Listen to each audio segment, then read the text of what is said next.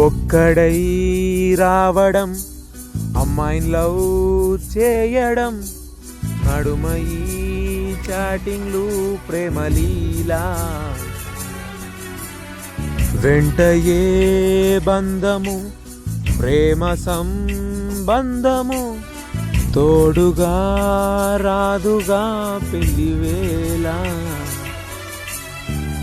breakup అనేది ఖాయమని ఎదిహూక్లయ్యేది అబ్బాయిలని, నీ బాధ నీ తీరు పంచుకునేది